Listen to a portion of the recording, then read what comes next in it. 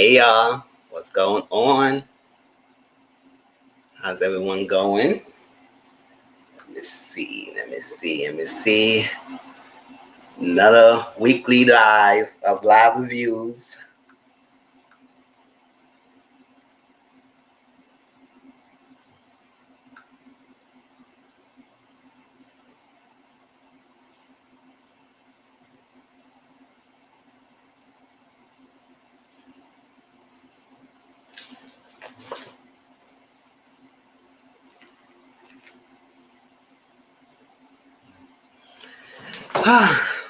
This is my first time using StreamYard, so I'm going to see how this goes. I mean, I pay for the basic plan, so hopefully this will be great. And enjoying the experience.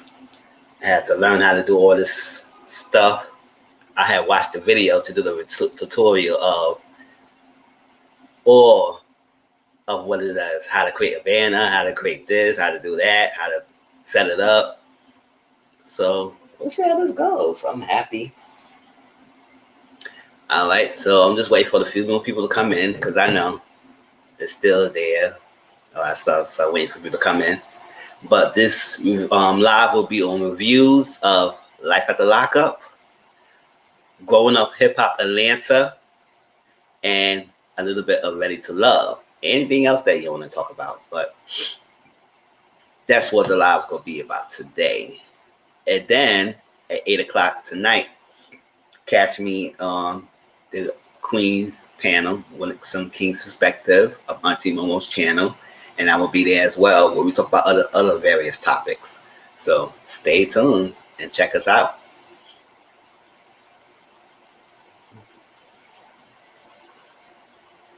Want to see what's going on? Just waiting for a little more people. I know it's beautiful Sunday afternoon, Sunday afternoon, 3 o'clock. I wait for the people to come in.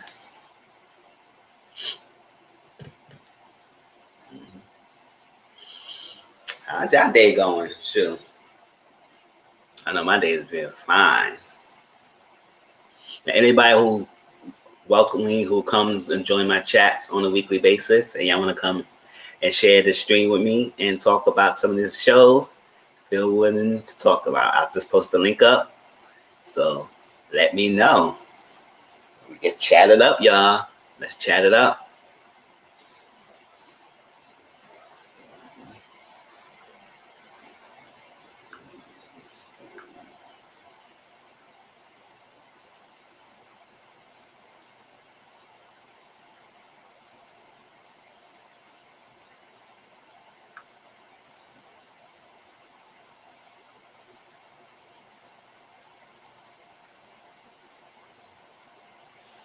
Well, where's Sunshine at? Where's Miss 42? What's Cola? What's Auntie Mama?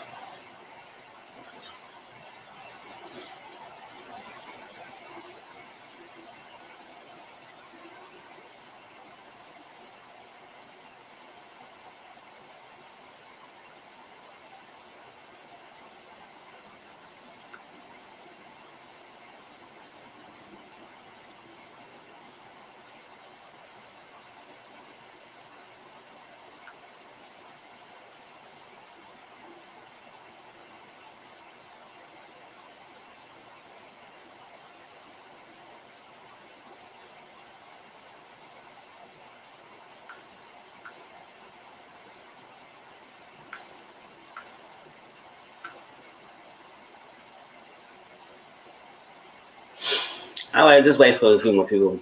But if those who's coming in don't even know who my channel is, I'm Mizzle14. I have been doing YouTube for like 2 years now, over 2 years. And it's been a long road, a long journey.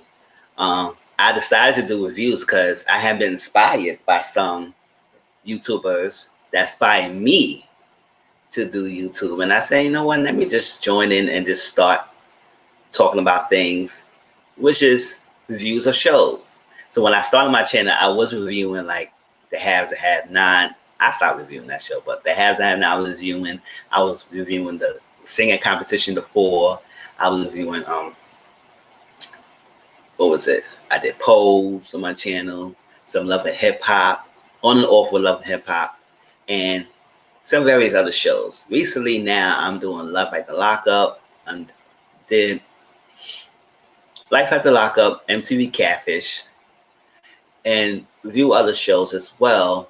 I'm going to review the new show Bell Collective. So I did the first review already. So check out my channel. It's up there. But Inyala Fix My Life. Can't wait till that come back on. I'm trying to get back on Sisters because I fell off with that show. So I got to try and get back on that. And what else? What other shows is coming out? Yes, and Love and Marriage Huntsville is coming back out as well. So I will review that show as, oh baby, this season 3 gonna be something. I can't wait. I can't wait to Love and Marriage Huntsville. It's very, very explosive. Between the Holtz, it's gonna be very explosive. So I can't wait to see how that goes. And see, I know I air this out, so hopefully people chime in.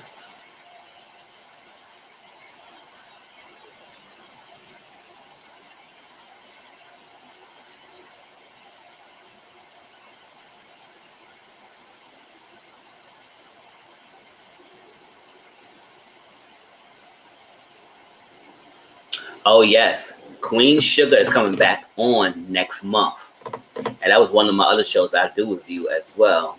That, and I also review Greenlee, but Greenlee finished, so now I'm continue looking forward to Queen Sugar. I want to see how that goes, and I was so excited because it's been a while since we even had an episode. I was like, finally, in February, Queen Sugar is coming back on. It's on OWN, and I will review it. It's like I review a lot of shows that was on OWN because it's been so inspiring. And also, let me see, T.S. Madison, if y'all know what she is, she's having a show coming out on WeTV in March.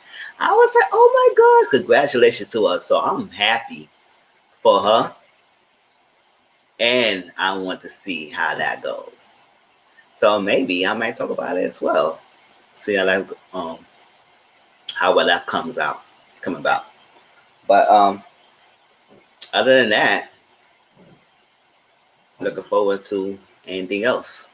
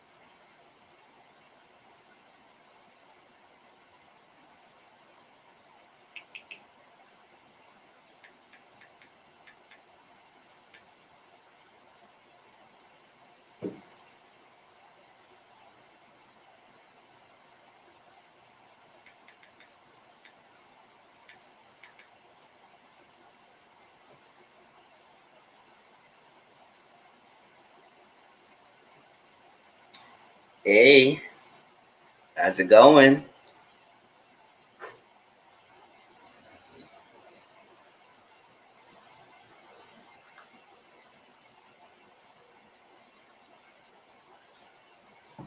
How's it going? So I'm trying to wait for a little more people to join in.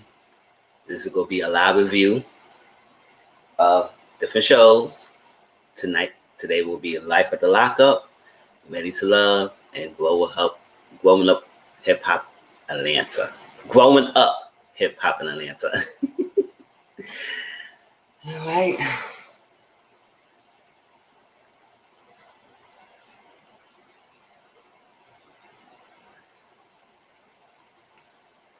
I mean, I know I'm still kind of new thing, so I know when I start building my audience and getting people, because I think Sundays around this time will be the best time for me to do my lives, everything. So it's still new. It's still very new.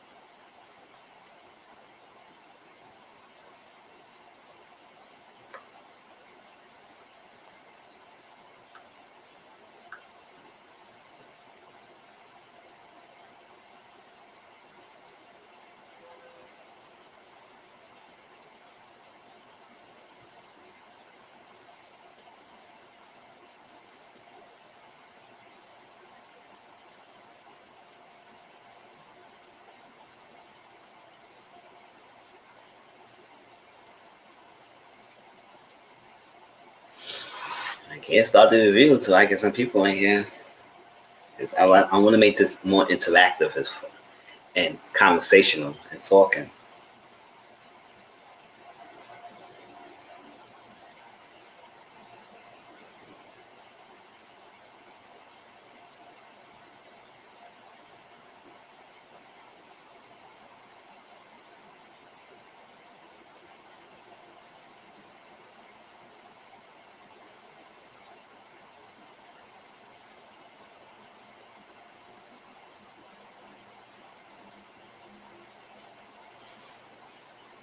Well, no, how's your weekend going? How's the weekend going? My weekend been all right. I mean, yesterday was my Friday, so today's officially start my weekend. It's like today's my Saturday, so I'm trying to do as best as I can. Like I said, I'm still a small channel, so when I get the thing flowing, it will be popping, y'all. It definitely will be. Trying to get people to come in now.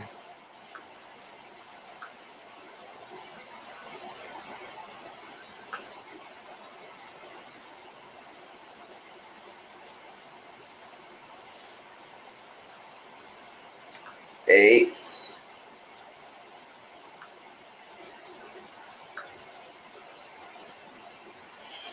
What's going on? Hey, how's it going?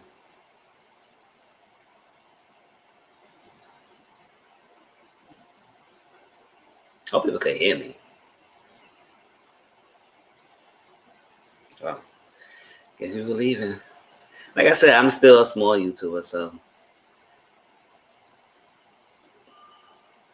hopefully I get big and gain the support and gain people to come in.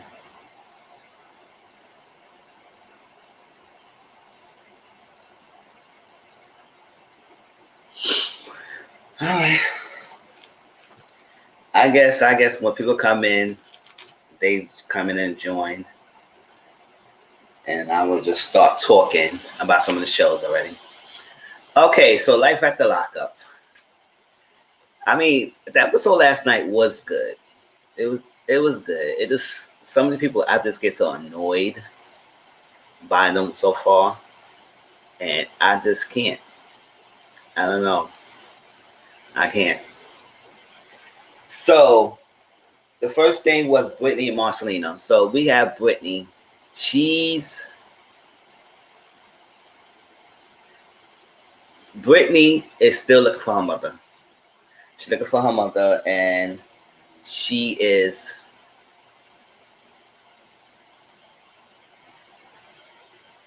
Wait.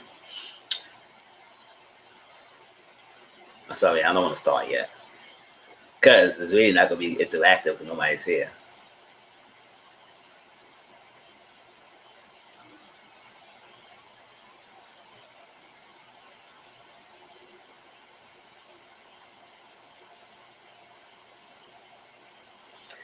All right, so Brittany Marcelino, so she's still looking for her mother. Her mom is just, she wouldn't miss it MIA. So it started off when it ended last week when she went to the hotel.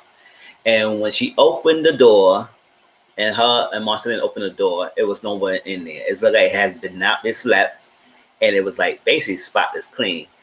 So they was looking like, where's her mother at? So she's all around the night, asking people, showing the pictures, not stopping until she find her mom. Not stopping. She got to find her mom. She got to find her mom. She got to find her mom. And it's heartbreaking to the point that she just can't find her. And it's like Marcelino want to support his wife, but he just think this is a waste of time. We got kids at home. We have stuff to do. And you sitting here and just not worry about that and just worry about your mom. It's like, yes, that's her mom and she loves her, but her mom have repeatedly does this and she's hoping, she's banking that her daughters be keep chasing after her. But at the end of the day, she had you, so she had to be one okay to be leading y'all and being there for y'all and not you chasing her. Yes, you want to be there for her, but you can't do as much if she's not around to be there. So I don't know what can be done in that aspect, but she was not letting go. But I was telling Brittany, you have to be understanding that your mom can only help herself if she want to help. You can't do too much and trying to safeguard her or trying to make her sober and want her to stay good if she's not willing to do it. Now, all along, so sure, she'll be like over 5 hours looking for her mom. They went back to the motel that her mom was staying at, and there was a lot of police officers around there, but it was for something else. So while they was handing her on occasion, Brittany spotted her mom walking to her door. So she got out. She said, "Where have you been? I've been looking for you." I mean, Brittany was calling her sister, said, "Have you talked to her?" Because she had been calling, texting, and her mom was not answering the phone. Not at all. So she was like, she can't be. She was like, she had a boyfriend and she was lying. She just said, I was not drinking. I just went with someone and I'm all right now. So Brittany said, no, come home with me. Come home with me right now. And you go come with me. They said, I'm not dealing with that. She said, tell me the truth. Tell me the truth. Don't lie to me. What happened? And basically, the mom said, listen, I was too stressed since that therapy session and what was going on. I decided I needed some pills to get me calm. And Brittany said, have you been successful? She said, nope. And I said, all right. But she said, at least for today, you going to stay at night in my house. I said, that's nice. That's good and everything. But you can't be a security guard. You can't be a protector and be a watcher 24/7 because your mom going to do her. So you had to build that boundary, Brittany. You doing the mouse. And Marcelino, he checked out. At the time he found the mom, he checked out. He said, listen, it's too much. You doing way too much to the aspect of searching for her. I know you love your mom, but she got to help herself. And she wants y'all to chase her. And that's not what she's supposed to be doing. That's not what you're supposed to be doing as a person. You got to be able to understand the fact that your mom got to help herself. So hopefully she get her together because I don't know how many chances you could give her when you have 3 young ones at home waiting for you. So when you're so busy chasing after your mom, you got little kids want your attention. And then you're giving that away by always chasing after her. What are you doing? What could be done? So I think that Brittany has to build that boundary. She don't want to cut it off. And it's like, I understand that. But you went through a whole life of disappointment.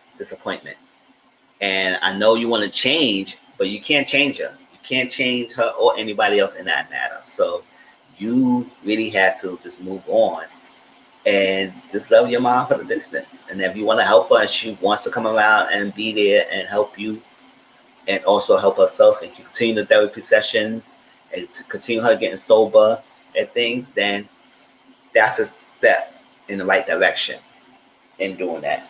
And if you do that, and if she shows that initiative, then I think it will continue. But if she's not showing that initiative, and you continuing to drag this along, and dragging the family along and putting our family in danger, putting your family in danger because you keep chasing after her, that's not good. That's not good. Because what she's doing, she's hoping and leeching and expecting you to keep chasing her. And she knows you have the emotional attachment to her. So she gonna do as much and play that, oh, I feel attacked, I'm doing the best as I can, help me, help me, help me syndrome. But yet she not putting in the work. So well, she didn't drink, but she still was trying to go out and get some pills, painkillers, stuff like that. And she addicted to medicine. And that's something that you told her that you was gonna stop. Or at least try to not to take. So we'll see how that goes in that aspect. But with Brittany Marcelino, I'm just hopefully that this mom situation she get under the wraps and she could focus on her continuing to see this happening week after week that you're chasing after her and she's not willing to move forward. But it's a step. So we'll see how that goes. All right, Andrea and Lamar. I don't know about this. I can't with these two people. They argue like children. They do temper tantrums. They really don't focus on the environment. They're not showing a good example to the kids around them. They yelling, they screaming, they have arguments in front of the kids. The kids see this. They are upset that it's happening. But yet at the same time, the two oldest one, Nyla and Tennyson, is your reasonable ones. And Andre is off the rocket. So she told the kids, pack up your bags. Pack up your bags. We leaving. We get out of here. We not staying here. Pack up your bags. And I knew it was something coming down here. I knew it was something coming down here. So I was like, what? And they packing the bags. So she going to stay in the hotel. I said, oh, a hotel? Really, girl? So stay in the hotel. So when I was driving, moving, Lamar trying to come out there, he said, where you going? Where you going? You're not going anywhere, anything. And she said, move, get the way. I'm not talking to you. So Tennyson said, this is crazy. Tennyson said, you know what? I'm not leaving. I'm staying right here. She said, what you doing? You going to get your mother right now? You going to get your mom right now? You going to stay? You going to stay and you going to go against me? Tennyson said, this is stupid. Y'all doing the most. Fix it. Y'all could sit down and have a conversation and then going on this moving out and going to the hotel. It's ridiculous. So he stayed back with Lamar. And Priscilla, Andre, and Nyla went to the hotel. Nyla said, listen, y'all is doing the most. So if y'all unhappy with each other, y'all need to leave each other. Because this dragging on and being with each other and having this explosive fights is not good for anyone. And how much is you trying to show us a healthy relationship and how to handle things when you yourself is going off the on rockers of every little thing. Now, with the whole situation with the Priscilla, Lamar taking Priscilla to see his other daughter, Shantae, according to Andrea, she said she wasn't responsible and she's not the one responsible for not allowing Priscilla and Shantae to meet each other. It was Lamar doing. But she's upset that she is teaching her daughter, Priscilla, to lie. And I don't think that's what she's trying to do on any way, shape, or form, to lie. But she just saying that she shouldn't be doing that, keeping secrets.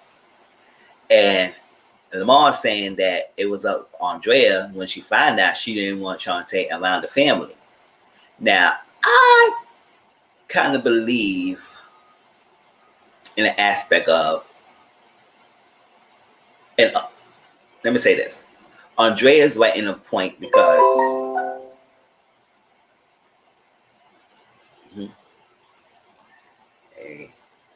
Andrea's right when she said that you could just tell me and tell me that you was taking our daughter to see Priscilla. Now, and not lie and hide the fact that you is going to meet your other daughter. Now, she said she had no problem Lamar seeing his child and everything. It was on Lamar. But my thing is, if it was simple and easy for him to see his daughter, I don't think it would have been any reason for him to lie or keep a secret or keep it a hush-hush behind your back to see your daughter if you didn't give him a reason to feel shameful or don't want Shantae around the family. Now, I think the kids were saying that it's maybe messed up that she trying to keep Shantae not to have a relationship with the family when Lamar is the father of Shantae, and he taking us and like we're family, but why we can't have a relationship with the daughter, with his daughter. So I feel,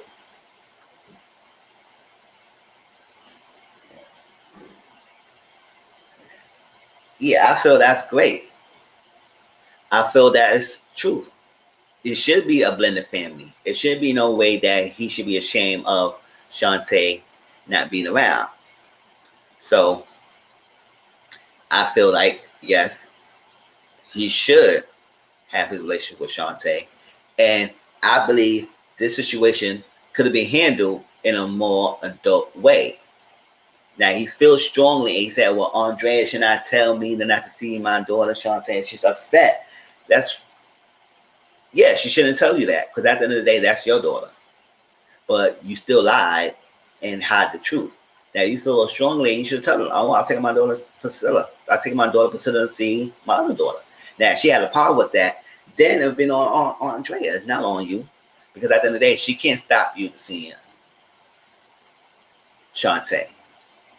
So I do feel in some way, shape, or form that she was somewhat responsible in making him feel that he had to hide and tell lies and be secretive and meeting up with his daughter because she didn't make it welcoming for him to see his daughter. So it's all about her and her kids in the family. And that was not right. So Priscilla and Nyla was saying, I don't like y'all arguing because this is not great. And that Andrea started to realize that yes, I'm not showing a good example to my daughter, especially my kids, especially my daughters, because I'm not showing them how to handle things correctly, how to be treated well as a female and everything. All I'm showing them is how to have explosive arguments. And they keep seeing it, they're gonna normalize that and think that's normal and think that's okay. And they go numb the packet and say, "Oh, we've seen this before. This is nothing new." And but what you fail to realize that your kids as teenagers, they seen this going for years, so they're gonna know they good thing that you raise good kids that have common sense and values to know that stuff that you do does not always need to be a heated argument. Y'all can have adult conversations. But the fact that you and Lamar can't have that, yes, create this tense environment to your kids, they see this and they go freaking internalize that. So, in a way, shape, or form, you already showing them, they already starting to normalize this. But they are good enough to know this is not okay, and they try and teach y'all to stop and do something better. So, I hopefully they get together. So, Andrea said her and Lamar had to sit down, have a serious conversation, whether we will stick together and be together or we just leave our separate ways. And I say I need to go your separate ways because I ain't even see for this relationship in the first place. But the fact that he loves you unconditionally for whatever reason, because you too much. You was too much, Andre. You was definitely the most. And you definitely doing the most. So we'll see how that goes. But how do y'all feel about that? Because I don't know with those two. I really don't know. Next is Lindsay and Scott. Child, these two people. So Lindsay is still pissed off, still mad because he's entertaining.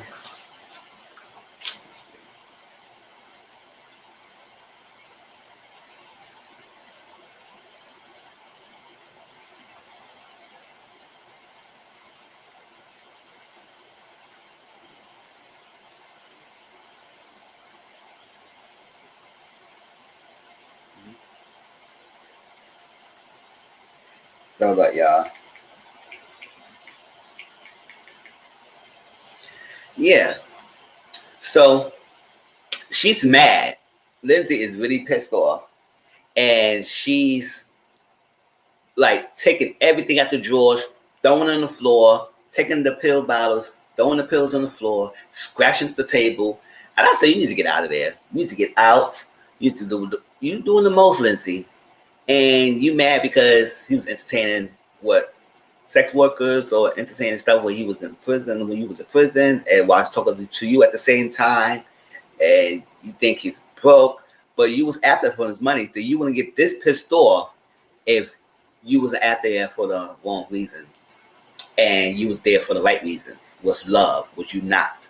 Because your girlfriend Tara Bell blew you up. Like, you go after the person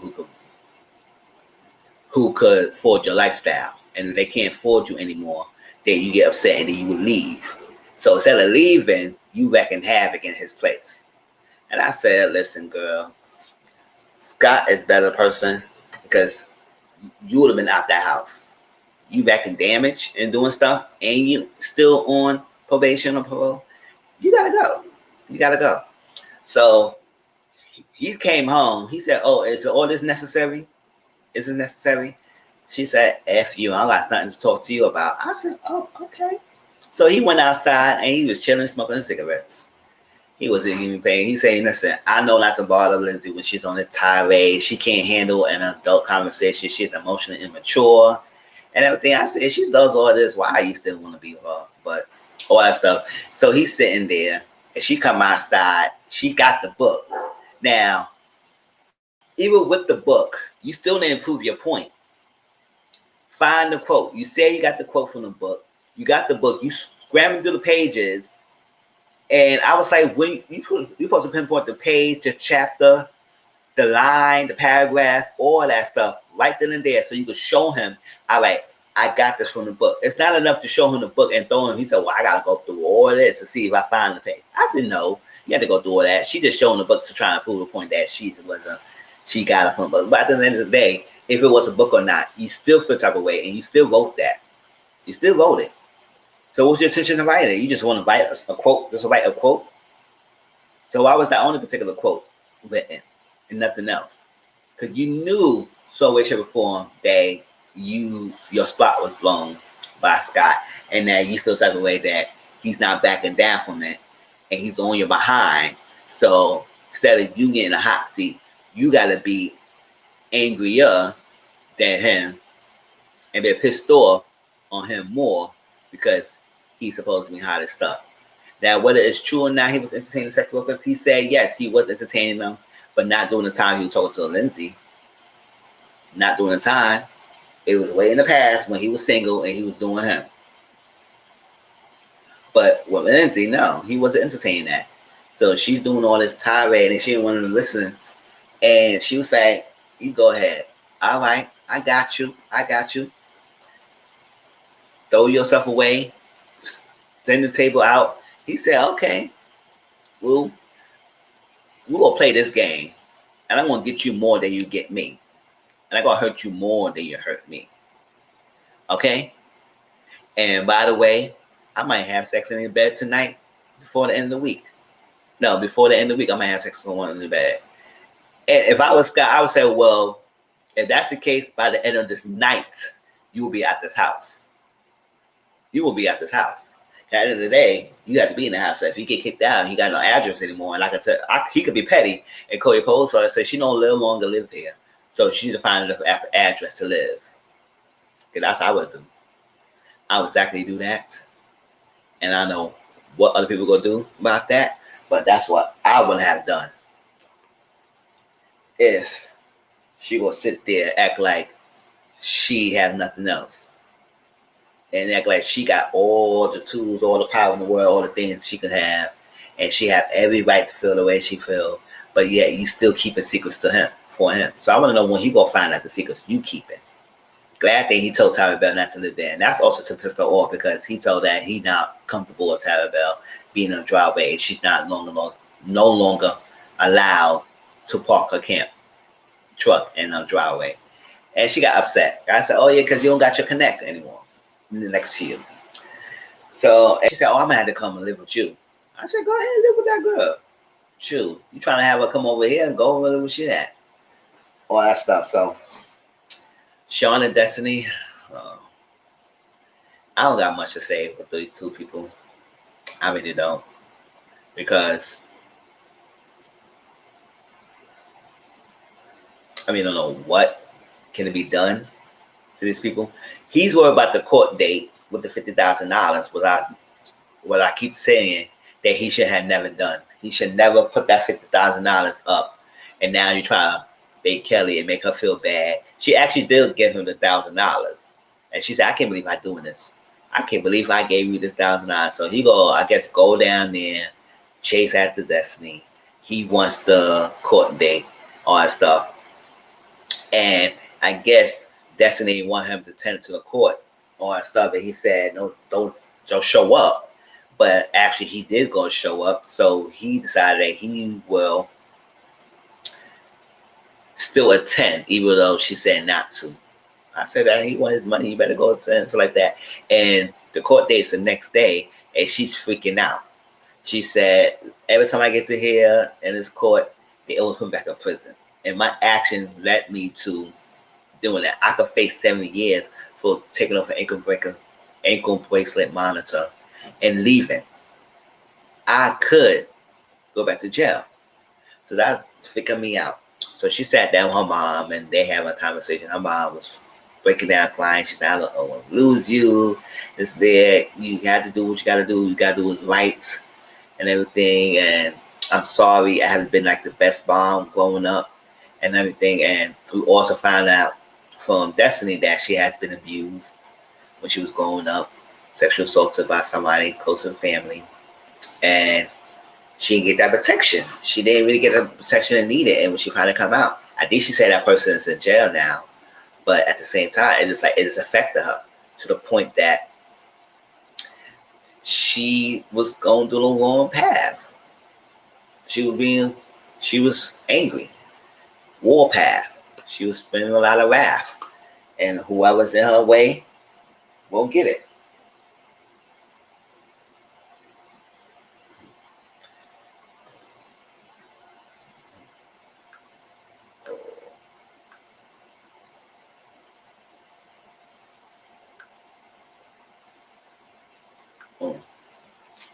So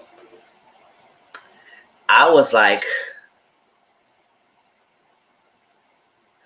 that's a sad story, and I understand that she never got the help, because if she really got the help at the younger age and when she needed the help at that time, maybe her life would not have been this journey that she's going through now. But the fact that she is going through it at this point, it's just damaging and sad. So she's going to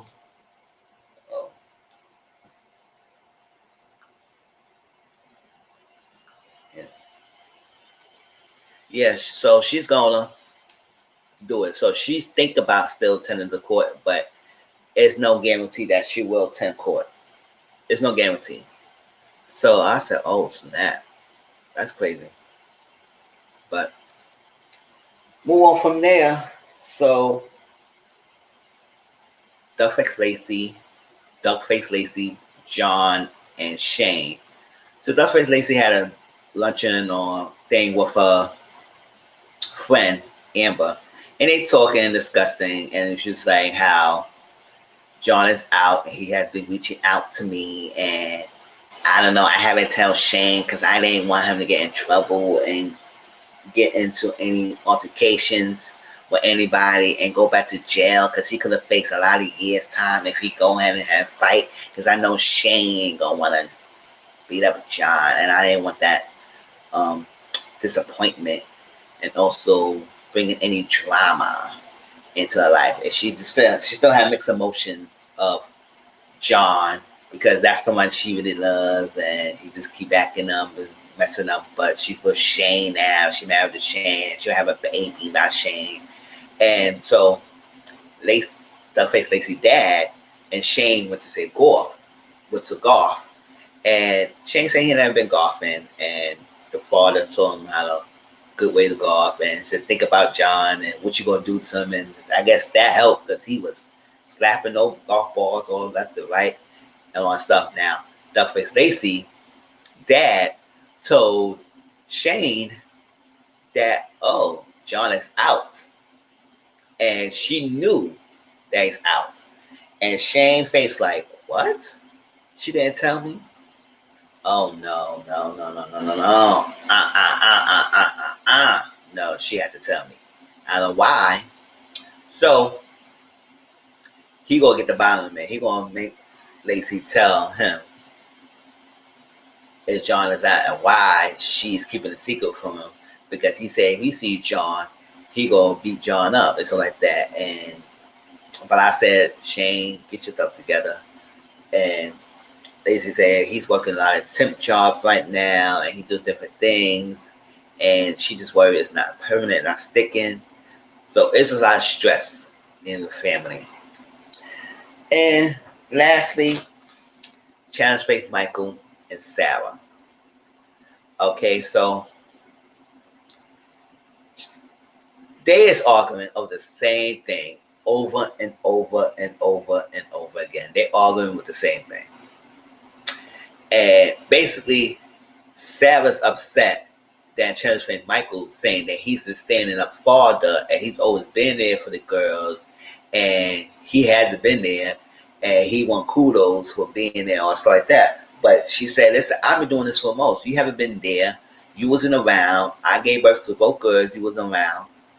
And you never said, thank you, Sarah. Appreciate you, Sarah. You do a great job. You're a great mom, Sarah, and everything. But you saying you this. And he said, oh, yeah, I have been this and like that. And he's like, I'm trying to have a conversation with you and talk to you because when we not in odds with each other, then you take it out the kids and invite stopping me to see my kids and all that stuff, and you taking out of between my relationship with kids. But I said, what is she taking out of if you haven't been there? You basically haven't been there for your kids. The fact that you saying you are, that's like mind boggling to me because that's crazy to think that. So they're going back and forth and everything. And she said, you know what? It is what it is. We all got time with this because he was making it seem like, oh, when he got out, he went to see his show. I said, no, you did not. You did not want to go see your kids and you did not want to come to New York right away. Sarah kept calling you and contacting you. Remember when you got out, if I remember correctly, you went to freaking see Megan. That's I know. But this story had been going on for a while. So you didn't get out and go want to see your kids right away. You didn't call and all that stuff. She had to keep calling you. And then you started to take your trip to New York before you went to Miami. Okay? But I just can't do with these two. Because now she said, oh, I'm so glad with Malcolm now and everything. He thinks I want him and all that stuff. And it's all about him. But I said, you moving like you still got feelings for him. If he's not showing you that he's not there for the kids, Sarah, just move on, girl, and do you. He may not got no job right now, so if you can't put on child support, do you for your kids. I know you want him to be there for your daughters and everything, but he had to show the initiative.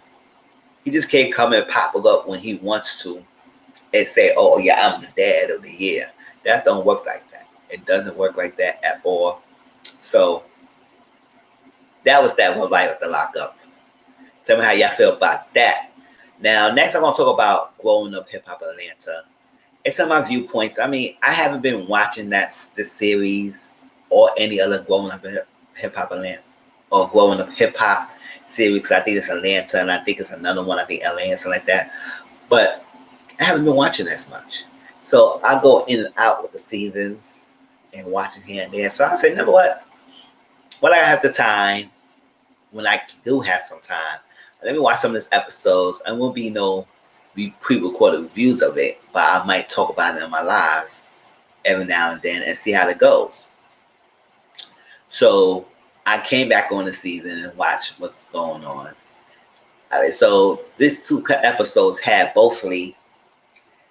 basically Bow Wow, Deb. Yeah, basically those two was the main people in the Brat and her storyline. And that's it. So it's centered about those people. And, they taped this season around the time of the pandemic is happening and stuff. So, a lot of things they said how they got affected the most about the business, the world, the state of the world. and the Black Lives Matter movement. They talk about that in the beginning and how things changed for them. Some celebrities who's making their money doing shows and concerts and live performances, a lot of that shut down, or making club promotions and club appearances or DJing. A lot that affected them. And they had to quarantine and staying home, and a lot of them said it just changed the whole thing. So their money has been affected. So these artists had to create new ways to make avenue revenue. I mean, they can still do their concerts like that, but they had to do virtual tours or virtual music and do streaming and when it's what it needs to be. But to them, it is a blow to their pockets. So we get Bow Wow. And based on his storyline is that he's working on his last album. He said this gonna be the last album. I mean, that's according to him. This will be the last album. And his last album is an homage to all his exes. He dedicated to all his exes that he has been with. And it's like a personal project because he's going to tell him things about his personal experiences with all his exes. And he's going to be name dropping. And he said each title of each song will be the name of the person he's talking about. And I said, oh, that's not good. I don't know. I'm all for you to try and speak your truth and talk about your relationships and stuff like that. But to put people in blast, put people in blast and tell them that this is a storyline, that this is a story that you want to tell. That's a tricky situation because you could say some things that get you all jammed up in the system if you say some damaging things. So,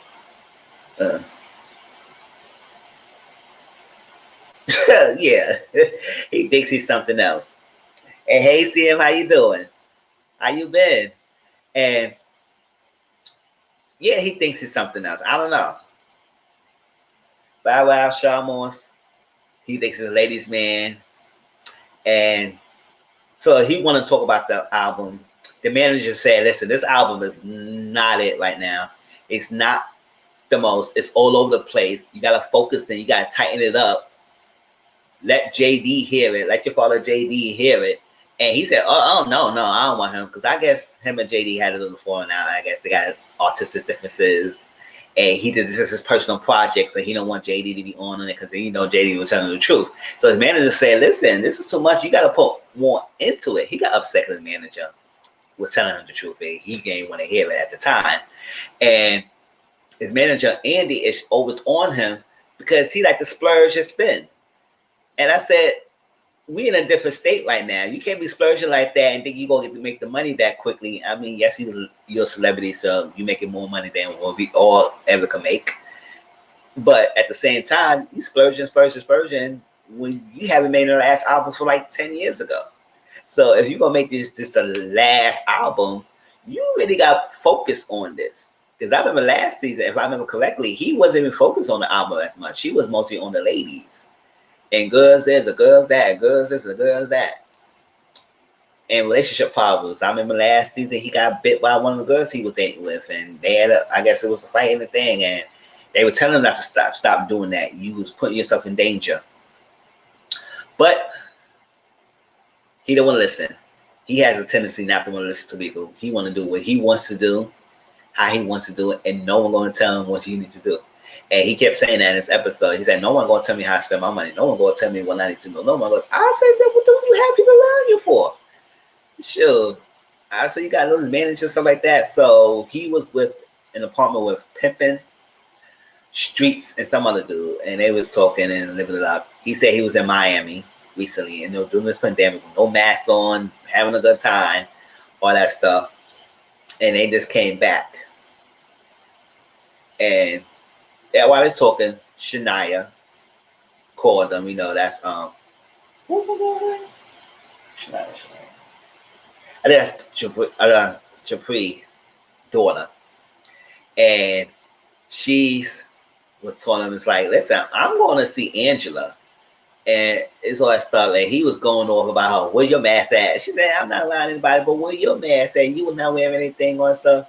And they go back and forth. And she said she go see Angela. Now, him and Angela has a past. So he was like, how did Angela come to my side of town and she don't tell me that she's here and don't hit me up and give me a heads up? Because every time I go around where she's at, I always hit her up and let her know I'm around. I was like, oh, I don't think you gotta have that type of relationship that she hit you up. But I guess I understand that. Like, listen, if I know someone and I'm going to their city and they're going to their state, and I know they live in that state, and I don't hit them, I say, yo, or usually I would probably hit them up and say, yo, I'm coming over there. Let's meet up. Let's link up. It's like that. Let them know. But I go there and don't say anything, and they come back home, and I say, oh, yeah, I was in your town. And I was like, why you didn't hit me up and let me know you was around? Like, we could have met up after all the time we was trying to talk about meeting up, and you did not tell me you was in my state. So I understand where he might come from. But, Bow feel entitled that he needs to be around, and he know how he feel about his Angela. So he said, Shania said, I'm going to go to a photo shoot, and they're going to talk to her and everything. He said, okay, I'm going to be around. I'm going to be very close in the shadows. So while you go be close to the Angela, I'm going to be close to there too. So I said, oh, this boy. And he did understand what his manager, Andy, was saying, that, listen, yeah, he's right. I need to step this thing up. If this is going to be my last album, I'm going to step it up. And he said he name dropped.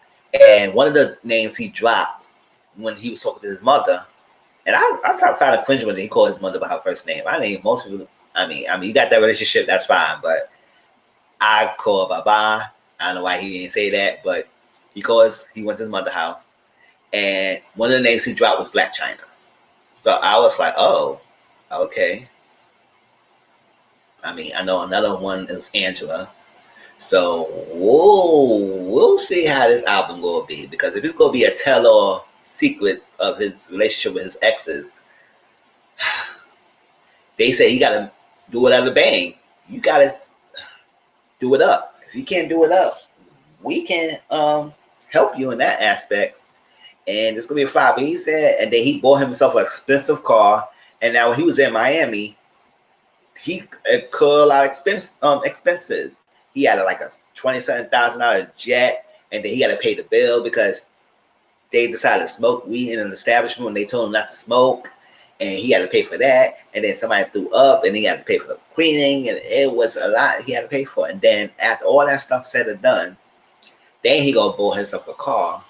And his manager, and he said, I know you're not in the dealership. You better not buy no car. And he actually bought it anyway. He said, nobody gonna tell me how to spend my money. I said, okay. He said he think he could spend that money. Then when this album come out, all that stuff like that, he gonna make that money back. But at the same time, I mean, I know recently he had this like a packed concert where he was at, and I said, oh my God, we still in the pandemic, y'all, and it was packed. I said, whatever. Now he's saying everybody's baking me up, saying this album is good. And this is all the stuff he was saying before he realized that his manager was telling the truth. And he said, you know why? Because you paying them for them to say that. Shoot, because they want to be near you. They probably want you to have your next kid or something like that. So these ladies go up, amp you up, and then you paying them, you spending bottles, all that stuff, and then you in a yacht and you being there and you going back and forth with each other. Yes, they will say, oh yeah, your album is good, even though they might think it's whack. So yes, it's not being authentic, and so you gotta get people who don't vibe with your circle, who not a fan base, and to critique your music. If you don't want to get JD to critique your music, you need to get somebody else who will give you constructive criticism and not just be a yes man and put your album out there and it's all whack.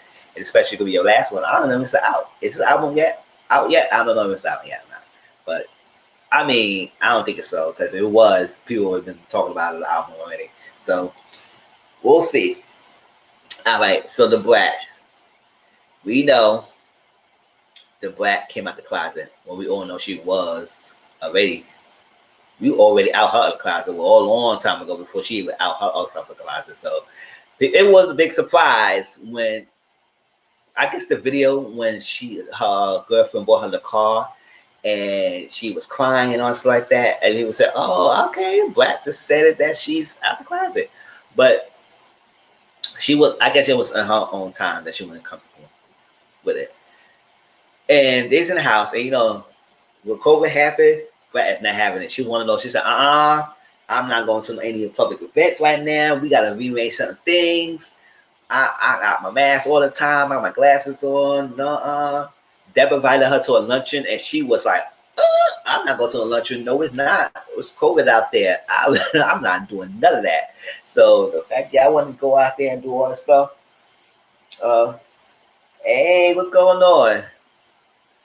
All that stuff, that's on you.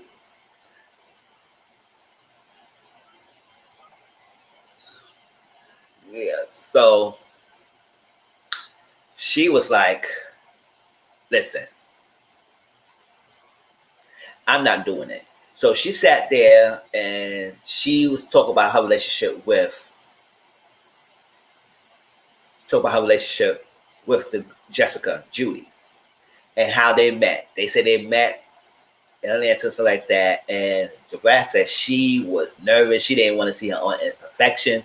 So every time she looked at her, she was hide behind the. She said she would hide behind things and she didn't want to laugh in front of us. She just want to do this. She was very in her shell, like she shrank. And she just said wanted to know a lot of things. She said, I don't know why she was acting like that. Jessica said, because I didn't see that of you. I was like, why is you freaking out?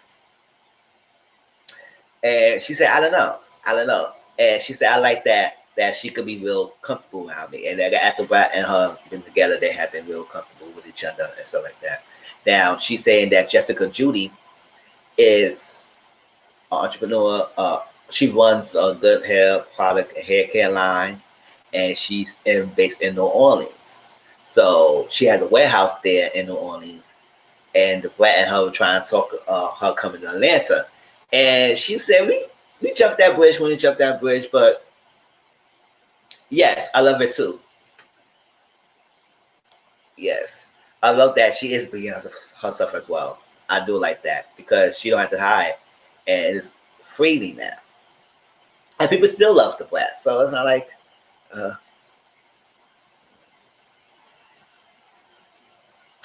Oh, thank you, Mina Blight. Thank you so much. Yeah. Thank you. I hope you continue to enjoy most of my other stuff because I'm trying to do more lives on weekly basics. And I also do, I join another panel at 8 o'clock tonight. So if you be around, you could join that on Timo's channel. So stay tuned. There will be more Bell Collective reviews and I'm going to give you more. So thank you so much. Yeah, so that was like, so Jessica Judy said, listen, it's a lot. It's not just saying I could just move to your house and everything be okay. I would have to get a place, get licenses, get patents, all that stuff like that. Build a warehouse, get employees, do this, do that. It's not just I could just go up to my house and come to your house. It's not like that. So we gotta think about that. And she said, okay, we table that. And she said she gonna talk to Deb because Deb was trying to have this luncheon and all that stuff. And she said, I'm not down with that at all. So we'll see how that goes. So now Deb, so Deb. I don't know what's Deb angle, and I know if she's really serious or not, or she just doing this to be a shock factor and make people talk about her. Because if you say things, people gonna be gravitating that, then you could be a talk of the town.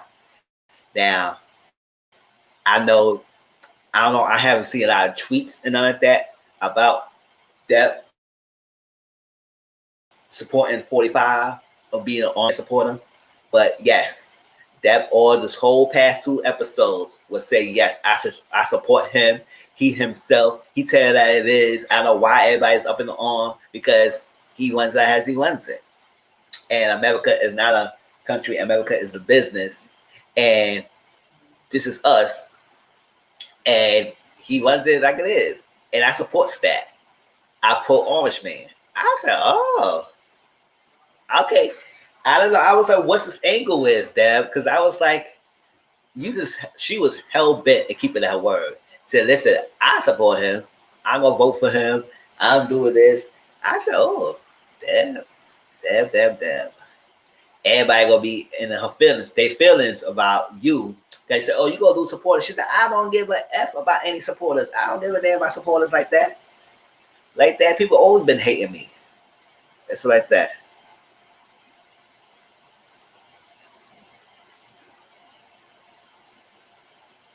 You should join the next town.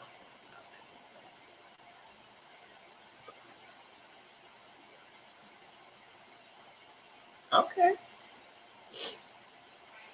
Okay. I'm looking to the channel and see what's that about. Everything. Yeah, she's all this pro orange man supporting him and everything he's do and stuff like that. And people gonna hate me all they want, but I don't care. And I'm gonna do me. I'm gonna support him, and you gonna like it or not. And I was like, oh, okay, Deb. I said, okay, Deb, you do you. So Walker came to see his mom, and they sat down, and she told him that she's supporting. Because after the brat told, I said, I'm not coming to your luncheon. I'm not coming. And not only that, because it's COVID, but also you supporting this man, and he did a lot to our community that was not positive as well. He run us dry, he run us down. He ain't supporting that movement and stuff, and you go be supporting him and stuff. So that brat said, "It's a no. It's a no to me." And so Walker heard that. He said, "What?" And he said, "Oh, I don't know if Tammy, his wife, gonna like that. I gotta tell her. I don't know if she gonna like that. You be supporting that man." I said, "Oh." I said, "Y'all talking to Devils like she gonna give a damn what y'all say. She is not gonna. She gonna do what she need to do and just move on. And y'all can't do nothing about that." So that's that. We also get Ayana. Ayana, that's DJ Hurricane's daughter, and she mentioned how she went to her friend's birthday party in Miami, had a good old time. I mean, guest family, she wasn't wearing no mask, any mask. And at her last day, she got sick. And when she got sick and everything, she just like, she was feeling sick. And then she had asthma as well. So that amplified her getting the symptoms. So she went to a doctor. They said it's most likely because you have asthma that you might have COVID. And she was freaking out. Yeah, and she tested positive and that. And she had to get the reliever apparatus. Yes. Yes, I don't know what Devin's doing, what her intentions are, because I don't believe for a fact that she is a supporter. If she is, like I said, everybody can view their own viewpoints and everything, but you gotta understand people gonna have opinions. You gotta understand people gonna feel type of way about you supporting this because he has been against the whole community. So if you go support this, then you gotta understand that people ain't gonna be supporting you like that. Everything. And that's a big name of the game of politics and religion. So I don't know what she's trying to do. And so Ayala said, yes, she's positive. So she told her father, and he said, "Oh, I can't come near you. I can't." He said, "You can't come around me." Also, around this time, you can't be around your family. So that's what it kills people, because I lost a family member due to this pandemic and this virus and everything, and it was troubling. It was heartbreaking and everything. And you can't be around. You can't. It was hardly any funerals being done. You gotta cremate them automatically. So I'm just praying that Ayana get better. I mean, nothing in the universe say that she passed away, nothing. So I guess she's getting better and she's working on her health and getting things done. And that's it. So Shania and Baba made up. No, Shania went to see Angela and she was doing a photo shoot. And then Bawa just pop up out of nowhere and said, "Oh yeah, I told you I was coming. I told you I was coming. So what you doing?" So fist bump and everything. He barged into Angela's stuff and So Angela, you know how they play around, they good friends and everything. So what you think they want? She said, you just can't be barging in a room like that, or in the dressing room and stuff. And he's like a annoying little brother that you just gotta peck away. So why do you keep bothering me all the time? And that's what it was like, cause she had a shirt on and all out, and he was around. And she said, "Oh my God, she's annoying," and stop. And he said he's not going anywhere. He's still stay right there. And they had like a little shot drink, and they talk about it. And she said, "What's up? Let me hear the song. You say you're gonna let me listen to it." And he said, "No, it's not ready yet. I will give you a master version or stuff." Because I guess he told her, I don't know. I mean, maybe yes, because they good friends. So maybe I guess he told Angela what his album gonna be about, and I guess one of the songs will be Angela's. I don't know. We'll see how that goes. So she want to listen to it. And he said he gonna let her listen to it when he really get that thing produced and really good master to it. I said you better do right. You better do right with that. But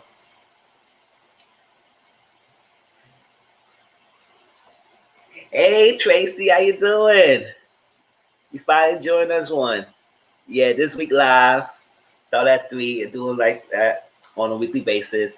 Thank you for joining everything. But it's not much. And I will see y'all tonight at 8 o'clock. And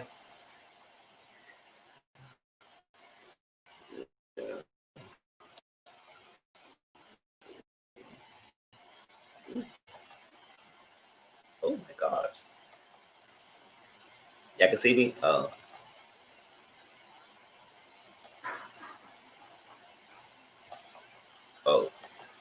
Yeah.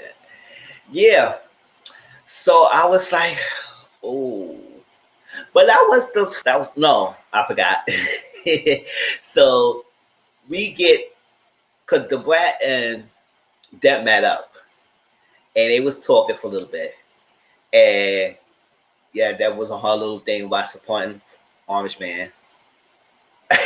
Yes. Walker said that. She said, "Oh, his mom probably going through a midlife crisis because I don't know why she's saying this on the television like that." That's what I say. I think she's doing some shock factor so people could talk about her and everything. I don't know because she was in the house. She had mad animals, all that stuff, and Walker was looking at her like she was crazy. I said, "Oh, I never knew you was thinking about this," but exactly that's what it was. And so Deb had this luncheon, and she told Brett that she's inviting Diamond, she's inviting Lily for SWV, Drea go be there, R. Kelly ex-wife, and she also said she go invite Johnny. Now the Brett and Johnny like not really rocking with each other like that. So Johnny Blaze, that represent her or some way, shape, or form. I guess her manager or I don't think a manager, but represent. She a hip hop talent and just a manager, so like that. So I guess she managed Johnny Blaze in some way, shape, or form. And Johnny Blaze was a wild cracker, wild card last season, fighting Deb, going off and everything. And she said that Johnny said in the season like how she had to sit down and reflect on her behavior because we had a pandemic. And she realized she was blaming others for her own insecurities and stuff like that. Because I'm not where I'm supposed to be because of what I have been doing. Attitude, bitterness, angry, fighting, all that stuff. And I said, I don't really know Johnny Blaze like that, but I heard of her. But I was like, yeah, she hasn't been popular as she wants to be because, nobody want to deal with someone who keep want to fight and everything, and you got a problem and stuff like that. Yes, she might have some stuff going on in personal life that might be affecting how she handles things. But when you're in the business of entertainment and human interaction and personal growth, then you have to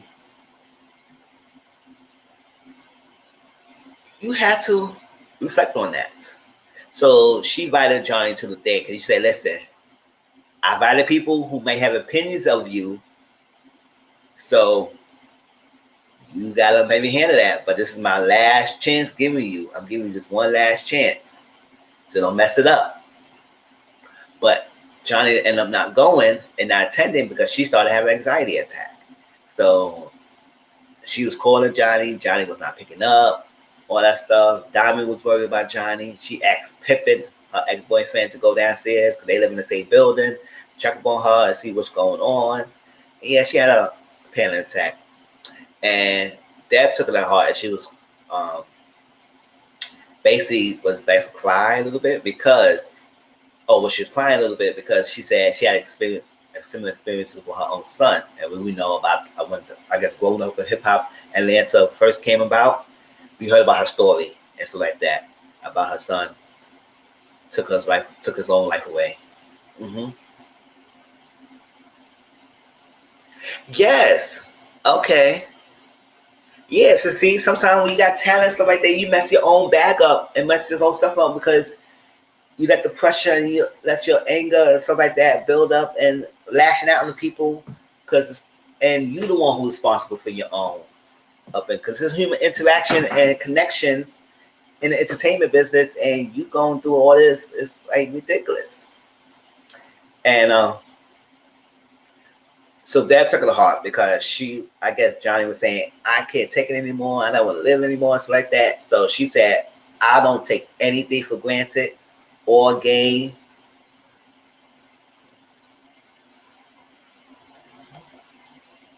And that Johnny has matured and maybe on time.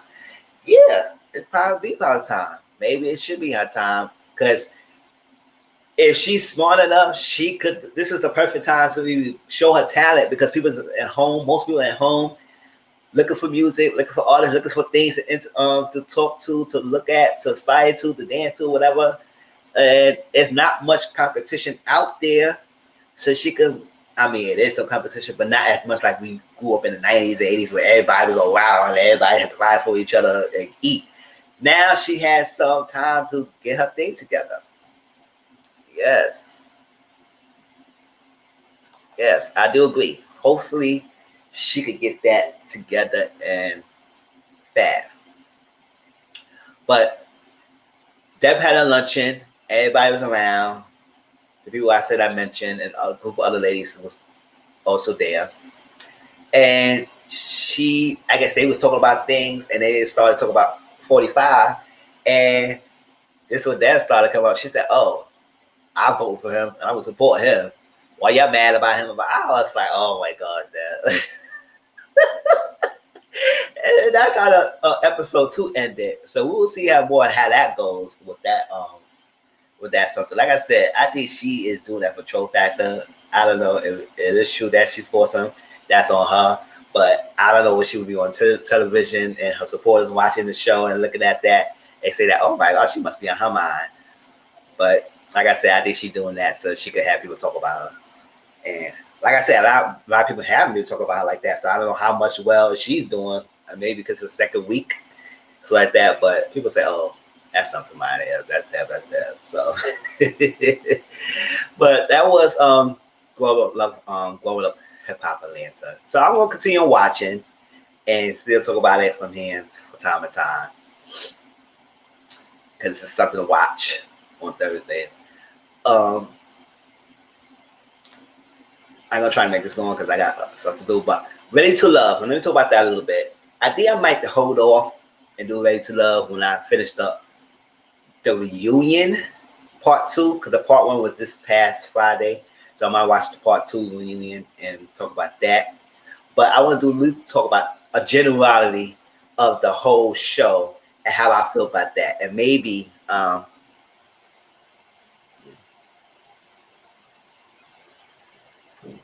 okay. Oh yeah, it was different ones. So it was Atlanta, New York, and then it had LA, right? Oh yeah, LA. I like LA more. Yeah, I like LA more than Atlanta. Okay. And I love going to New York. Yeah, because I know it was different ones. Because I know I was catching each pieces of each one of these Global Hip Hop. And I know I saw a lot of Bow Wow. But I know I remember seeing Reginae and all that stuff like that. So I don't know if that was the LA one and Tiny's daughter. and all that stuff. So I know we're seeing some of the other ones. So I'm getting a lot mixed up because I don't know. And did I see New York before? I think I see Atlanta, LA more. I don't think I saw New York. Oh, I saw a little bit of New York, but I forgot a lot of the characters and the cast members in that season. And quickly with the Ready to Love thing. And I don't know if y'all seen. Oh, okay, that was Atlanta.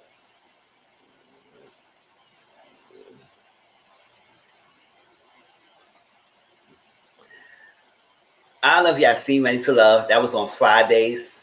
That came on around I think 8 or 9ish, right after or right before. Put a ring on it, and I finished talk about that. Put a ring on it in the last review. And this is my first season watching.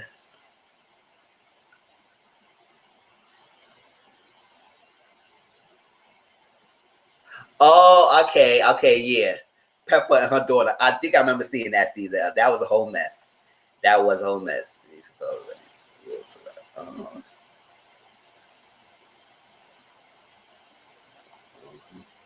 Yeah. So how y'all think about Ready to Love? Because this is my first season watching it, and I didn't watch the past 2 seasons. And when I heard about it, I said, you know what? Let me watch it because I heard people talk about Ready to Love and all that stuff. So I said, let me watch the show and see how it goes.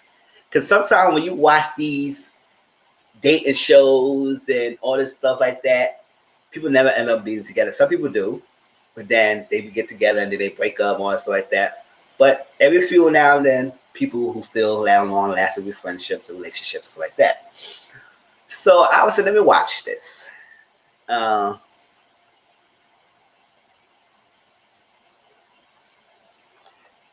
Okay, yeah.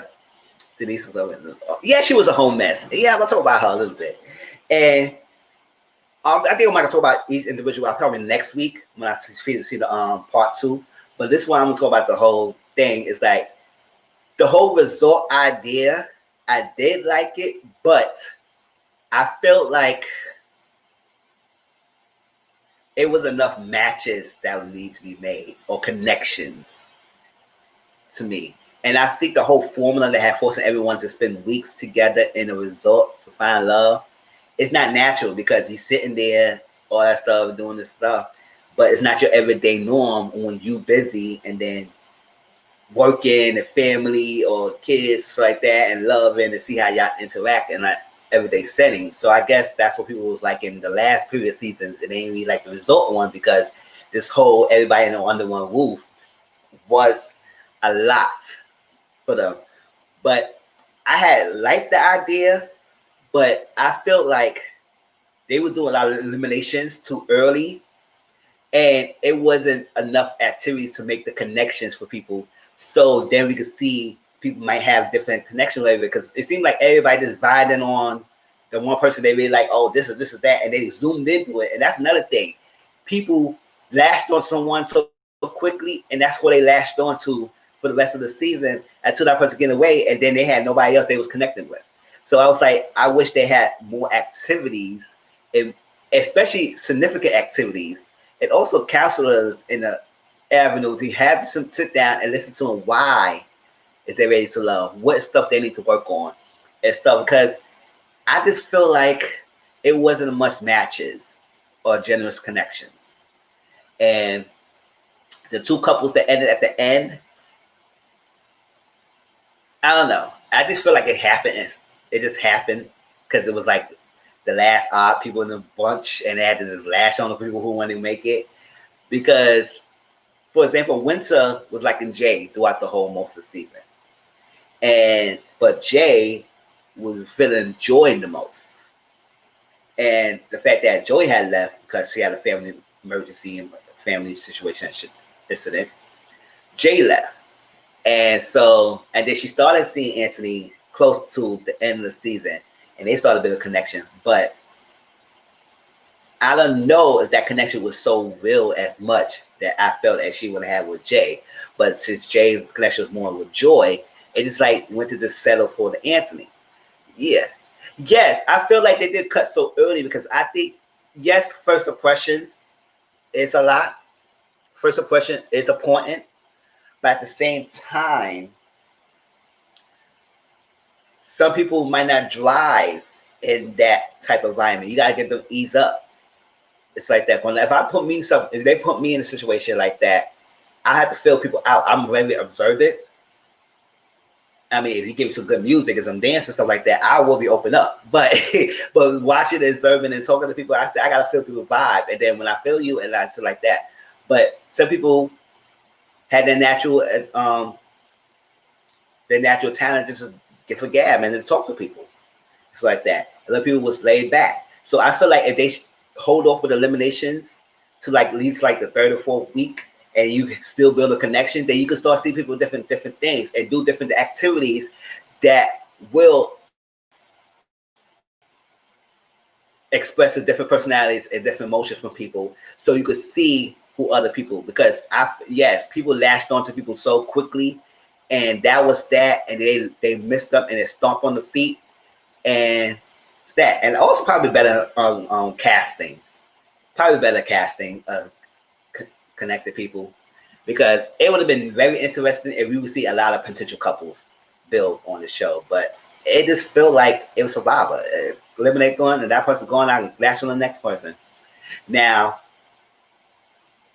and I think some people, especially some of the men, was very superficial. They was very surface level, and it wasn't really deep as some people like. Well, Sheik was good. He was a good guy. He listened to a lot of ladies.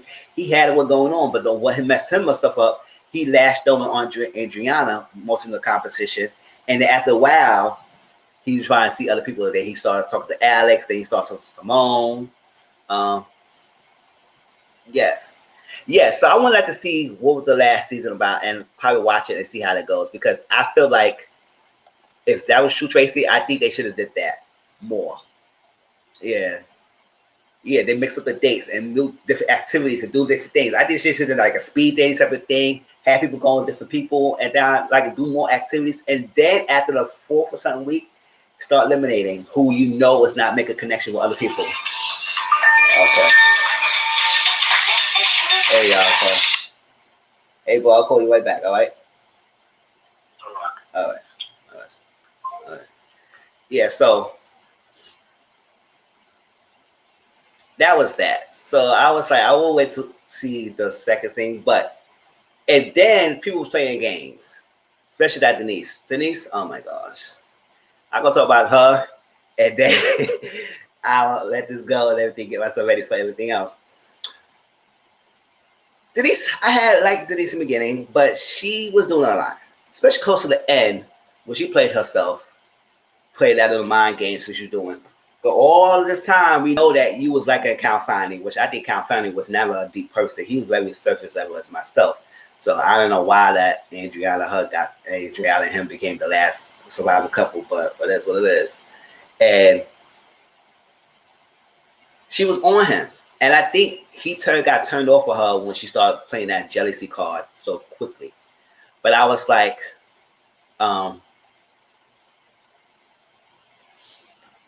and I feel like, yes, you put your emotions so quickly on someone so fast, and you never explored everybody else. Now, when you start exploring with Anthony, I felt that was a good connection because they played off with each other. They were very playful with each other. They had good spirit, good connection. It seemed like they had a more authentic connection than her and Confounding. But she was dragging along with these two people, and she was wholeheartedly mostly focused on Confounding, more she was focused on Anthony, and that probably messed herself up with him. That's what Law started having him go to winter and everything, because Anthony was sliding by. He was good, but he was sliding by and wasn't making much to me. And close to the end, ain't saying she had to break up with Confounding, and then Confounding took it as a freaking seriousness. But I feel like that was not enough to be serious about. But then she said, I fell in love with Anthony. I said, girl, you wasn't falling in love with him since when? And then played him, and then he told Anthony, and then Anthony was like, wow, and then she was like, oh yes, all that stuff, and was trying to play it off like it wasn't nothing. I said, then you lost both the guys, and then she had to leave herself out. She played herself. She played herself and all that stuff. And then that Naya girl, oh, she's something else as well. And Alicia, yeah. Next week we're gonna have some deep conversation about these ladies because I will talk more deeply about Ready to Love. I think that would probably be one of my main topics to talk about next week. But that was that, y'all. That was what I wanted to talk about. Thank you, Tracy, CM, and Mina for stepping in and joining the live. Everything. Like I said, I'm gonna try and do this more on Sundays on a weekly basis because I do mine like around 3, probably 4 o'clock, and then I'll join the other panel at 8 o'clock. So I'm going to make this consistent. So as we go by, we build up a channel and build a community. Yep. Yes, Tracy, do that. I would love that. I would like the other people to come on and talk to us like that. And you've been on a lot of panels, so it's like we want you to come up and talk because it was like you got a lot of ideas and stuff like that. So I'm happy for that. So thank you, CM. I love you. You've been amazing subscriber, maybe supporter. It's like a friend of my mind. It's everything. You like every video you comment and you join and you support that, and I appreciate that. I do appreciate that and everything, and I love that. And I was like, and it's gonna continue. I'm gonna continue this on as long as I build life. I'm gonna try to build up my platform, like other ones that inspire me. Like I said, mentioned like Bondi, Ashley, Locks. Okay. All right, Tracy. All right, next Sunday, that's it is. We're gonna talk about Ready to Love and anything else. But I see y'all, and hopefully I see y'all probably tonight at 8 o'clock, because I won't be in the Queen's panel on T Momo's channel. 8 o'clock, we'll have some different topics to go talk about. So it's gonna be something, y'all. It's different ranges from comedy, entertainment, seriousness. We're gonna have a good time tonight, y'all. So I enjoy y'all. Thank you for stopping for my live. I really appreciate this. This was my first time doing live on StreamYard, y'all. So I'll have to get it together. So hopefully everything was well.